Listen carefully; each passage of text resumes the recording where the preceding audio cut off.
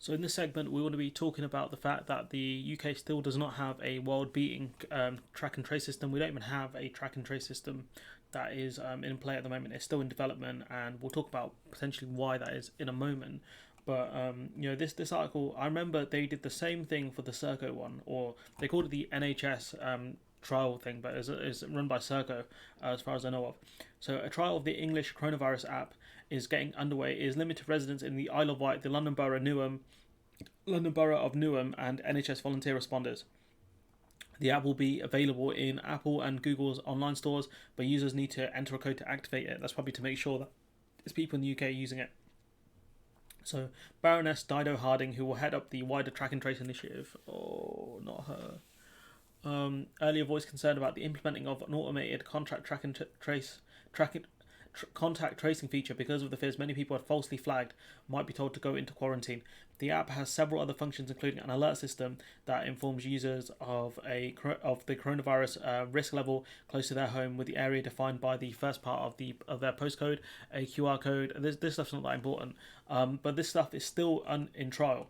So, and plus they still need to convince people to download it as well.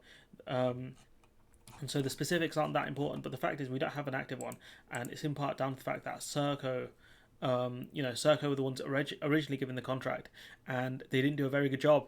They didn't do a very good job at all, and that's the reason why we've been delayed so much. So instead of the government actually using Apple and Google to make the track and trace thing, what they did was they used Serco, and they wanted to make it so all the data is centralized, and so they would have access to the data rather than having it decentralized and just having it on phones and having it deleted after a while. The government wanted more access to data.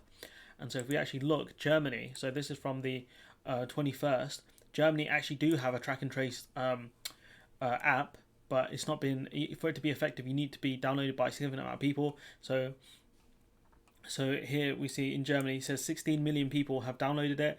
Bear in mind, however, there are 83 million Germans, and it is thought that more than half the population need to have the app before it's truly effective. So there's still teething issues. This cycle's from the end of July, so it's been a month. So I'd be interested to see. I couldn't find a lot on it, unfortunately. But if we actually look at how this track and tracing works, so when person A meets person B, their phones exchange a key code. When person A becomes infected, he updates his status in the app. So if you've got symptoms, if you tested positive, you alert the app, and so what that'll do is that will tell other people. So we've got a centralized one.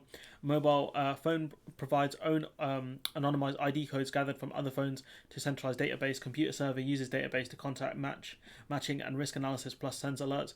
The decentralized one, phone provides own anonymized ID only to centralized database. Phone downloads database, does contact matching and risk analysis plus sends other alerts. It's very specific. I have no idea what half that stuff means, but we can see that at least Germany have one, and so we're yet to have our world-beating thing. I think Boris Johnson said that at the end of May we would have one or something like that.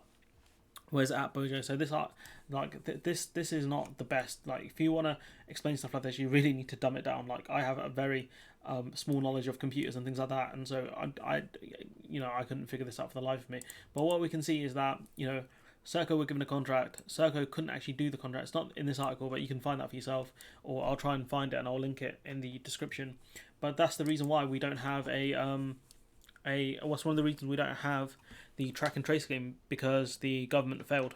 Germany have done it, other countries have got it. South Korea one's incredibly intrusive, so it's not the best, but it does work. So I guess it depends how much you want to swap privacy for safety, I guess, which is a slippery slope. But what we can see from this is the fact that this track and trace thing might not be ready for months, and we were told it'd be world beating, simply the best, and it's not happened. Is anyone surprised? So yeah, I'm going to wrap it up there. Let me know what you think in the comments below. Like, comment, share, subscribe, and hopefully I'll see you in the next one.